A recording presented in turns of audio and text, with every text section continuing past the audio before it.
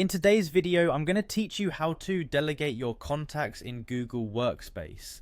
Delegating your contacts can be a great way to efficiently manage your communications and collaborate with your team, especially if you have someone helping you with administrative tasks. Let's dive right in and get started. First, you'll want to head over to Google Workspace.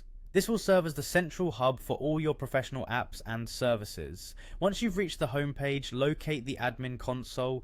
It should be prominently displayed as it's an essential tool for handling administrative controls and settings across your organization's accounts. After clicking on the admin console, you'll be prompted to log in using your business email. Enter your credentials carefully to ensure that you have the necessary permissions to proceed. If you're already logged in, you can simply click Next or Sign In to continue to the next step.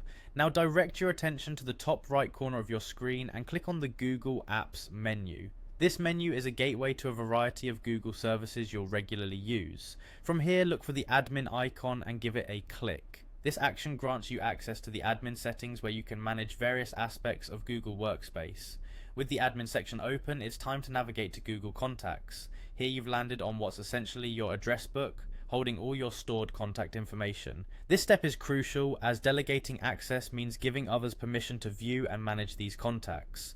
Inside Google Contacts, the next move is to click on Settings. This setting wheel icon is typically found on the upper right side of the interface. It opens a new window with options tailored to customizing how you use Google Contacts.